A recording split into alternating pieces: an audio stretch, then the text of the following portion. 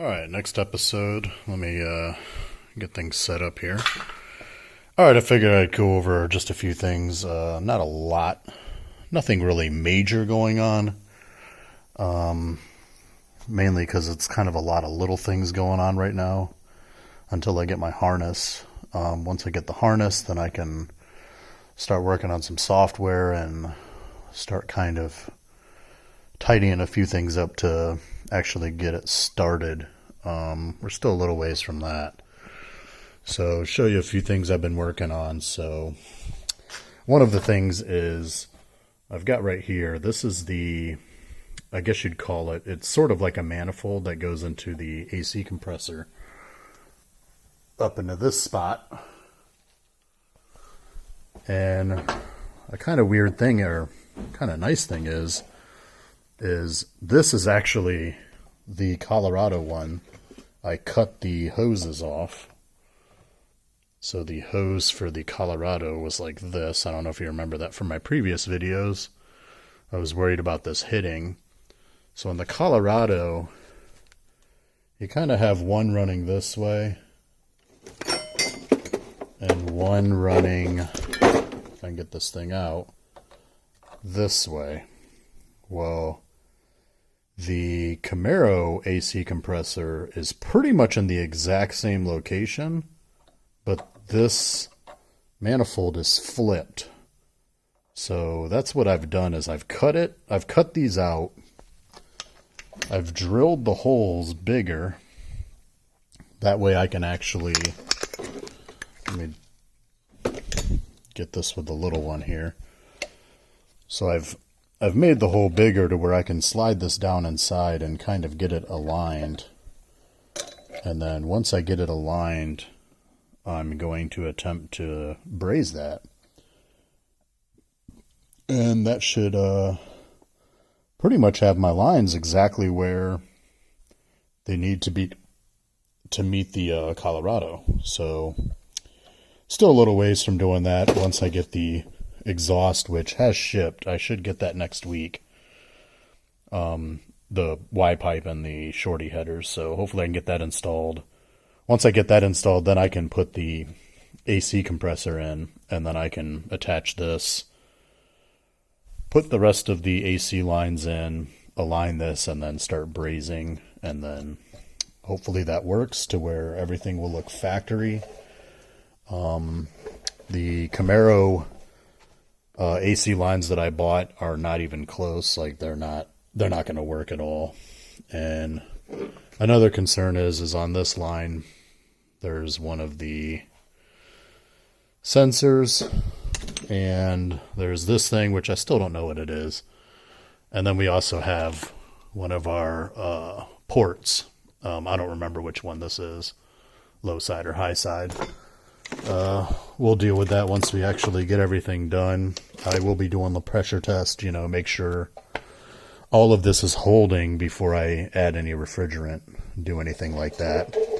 So that's what's going on the AC front. I do kind of have one fitting on my AN line, or that's pretty much it. Ran into a couple oil issues. So first off, the bypass that I bought, when you put the fittings on and the AN, this was actually hitting the front diff. There was just no way it's going to clear the front diff, so this is not going to work. So I ordered another one. I'll show you that here in a second. Have my relocation bracket. I've got it labeled so I know which one goes into the center of the filter and which one goes out of the filter. That way I make sure I plumb everything correct. Have my fittings for that. The other one's in the bag. So yeah, I need to order, I need to look online. I'm going to try to do a few little things to see how I exactly need to run those lines. We'll go ahead and go over to the truck now, and I'll show you what we have. Okay, so we're under the truck. As you can see, this is my new oil filter bypass. I got this one because it comes straight down. The bad thing is I'm going to have to run the lines underneath the oil pan. There should be enough clearance between the skid plate and the oil pan. I can run them in there and keep them from touching anything. And then I'm going to have to run them down this side. And then this is where I intend to put the oil filter relocation bracket. And then I'll go to the oil cooler in the bottom of the radiator.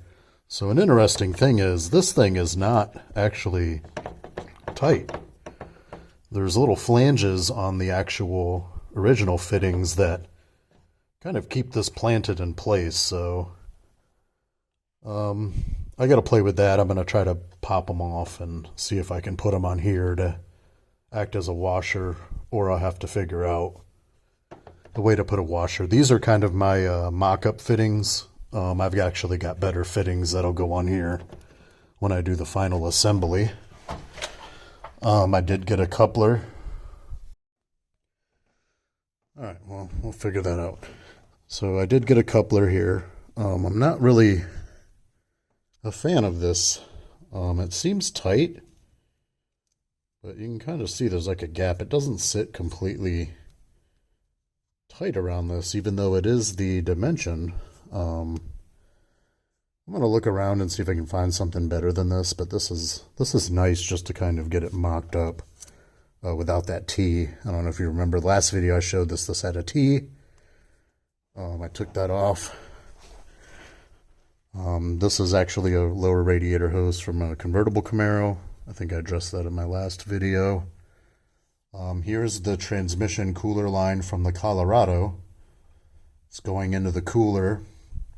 And then I've got some hard line to AN adapters on there. So I cut off the ferrule hose mount and put in a hard line to AN fitting on this one. And I've done the same on this one over here. Let me see if I can get it up there. Yeah, you can see it right here. These are the transmission cooler lines running from the transmission. This is not going to work. I'm going to redo this. As you can see, the oil pan that I got for the clearance is interfering. I guess originally these lines kind of run along the side here, and this is bumped out to give me the 5 quarts. So my intention, or what I'm going to do, is I'm going to run the ANs here. So I'll get 2 more, and then I'll just have the AN lines come through here. Look nice and clean. It'll allow me to put that. I mean, my main thing is I needed this to turn down. And I also found out the adapter that I bought, it went straight out. But doing some more research, this is actually a thermostat. If you see that this thing right here is actually a thermostat to, once it hits a certain temperature, it lets the fluid go into the cooler. So it's kind of a better thing that I went back to this setup. But I'll run hard lines to here, go to AN fittings, and then AN hose to the AN fittings on the hard lines at the radiator. All right, so we're back up top. You can see you got the fuel line running right there. I still need to tighten some stuff up to kind of finalize that position. Then I can put there's a bunch of fuel lines in here, and then it goes up to that actual fitting. So I'll deal with that. You can kind of see a little better from up here. where I have that transmission cooler line to AN. That'll go back to AN lines, and then those hard lines will go away. And then I can start kind of running basically all the lines. That's kind of where I'm at now. I want to kind of get all the lines ran. That's kind of the items that I have right now. So hopefully that comes the next 2 weeks. I should have all the lines ran, plumbed in, all tightened. The exhaust should be here next weekend. I'll be dealing with that. I'll put the manifolds on, double check clearances, see if the Y pipe works. If it works, tighten everything down. I'll probably leave the Y pipe out for a little bit because I do have to do some work under there, and it'd be nice to have that out of the way. But then I can start finalizing the AC. So once the exhaust is in there, I can do the AC, make sure my little plan with the rebrazing those lines will work, finalize that. Then hopefully my harness will be here. They're telling me end of April. It's like April 27th or 28th right now. So hopefully it'll be shipping in the next couple days. But once we get that, then I can start wiring that. I'll put the ECM, DCM in. Should be able to put the battery, give it some power so I can start playing with some software. Get that kind of worked out. Oh, another thing. Let me go up underneath over here. Another thing I've been working on, I haven't really filmed too much, is I think I hit on it a little bit, but I've done some measurements that I have sent to a drive shaft company, working with them right now to get a drive shaft for the front. The rear should be pretty easy. The Colorado one fits, so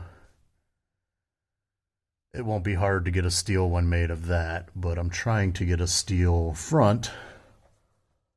I think I talked about it a little, but there's a little bit of a clearance issue here because of the cross member. So the U-joint right there and the slinger, which is this piece right here, they won't clear right here. So I was trying to put it in to kind of make sure that the U-joint would sit behind the cross member here so that it has clearance. But I can't get it in far enough, so I've talked to the drive shaft people. They told me they want me to take the pinion off here, because this is another issue, is they can't find anything in their system to match up to the front diff. So we're looking at different pinion options to possibly change this out. Tomorrow I'll be pulling this out. I have to rebuild this diff anyway, so I don't really care about pulling this out. You really shouldn't pull that out unless you're doing gears or anything, because you're going to mess up the preload. But I'll be taking it apart anyway, so I'm kind of glad I'm doing this now rather than I've had that pulled out and rebuilt, but it hasn't been done yet, so I'll go ahead and pull this tomorrow. Get the dimensions. They're mainly concerned about this dimension going into the seal, and hopefully adapt this to something else. And then I can get me a front drive shaft made. Hopefully this sits up a little higher to clear the drive shaft. It should, once I kind of tighten things. You can see it's still a little loose, but we'll get it. Other than that, I think that's been pretty much it. I mean, not a significant amount of work has occurred, just because most of it has kind of been research and, you know, making sure things fit. You know, obviously this whole oil filter debacle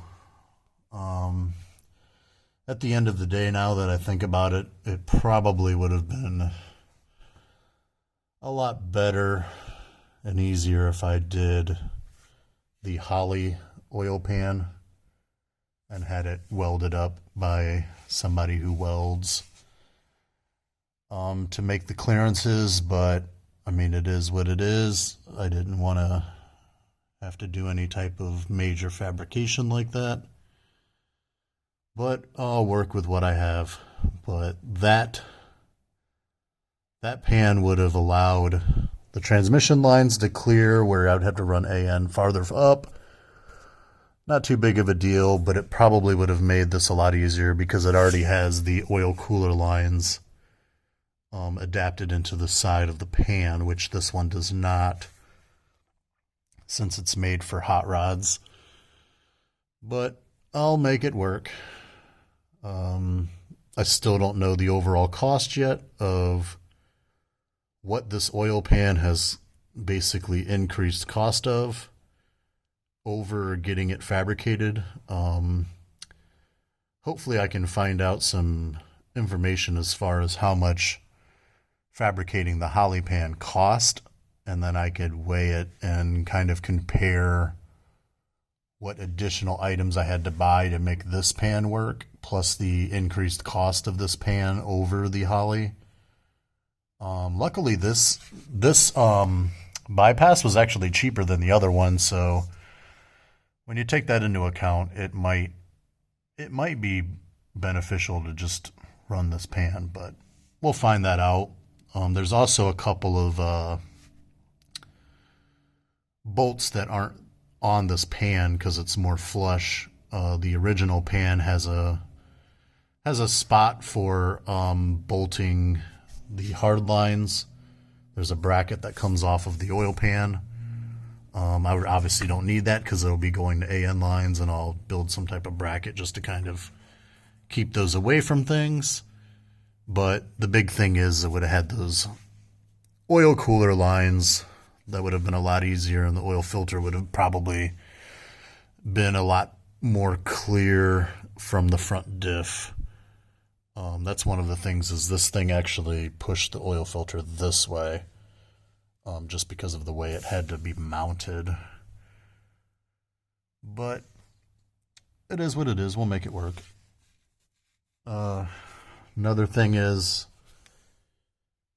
I'm thinking I might buy some skid plates.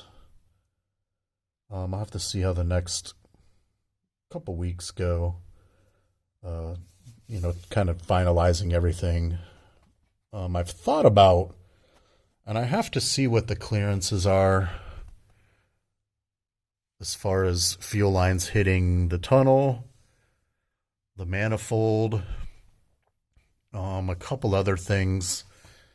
But I've actually considered maybe getting something to, like a spacer, to maybe lift this maybe even like 1/4 of an inch. That may push this up higher, and it may actually help with some clearances. But we'll see. I'm gonna toy with that idea. I actually might order some.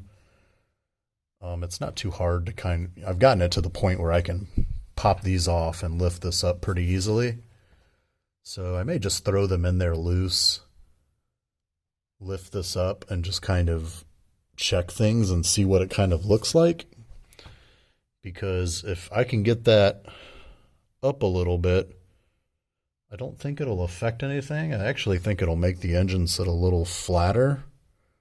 It is kind of angled a little bit this way. So I think pushing it up a little and having the whole drivetrain a lot flatter might actually be beneficial. Plus it'll help this clear a little higher, and might actually help a few other clearances. But I'll probably place that order today and play with that. I think the spacers I was thinking about using, which I'll say what I'm using once I get them, are only like $15, so that's worth it to try to see what we have. And plus I could use them for something else if it doesn't work. But yeah, I'll keep going and keep throwing up videos as I progress. But wanted to give you guys an update since I haven't done any videos in about 2 weeks, and I really haven't done a major amount of stuff. So if anybody's looking at that and sees all that fluid, that's because I took the old one off and the fluid dripped down there. It's not actually leaking. But we'll see you on the next one. I'll go ahead and cut it short here.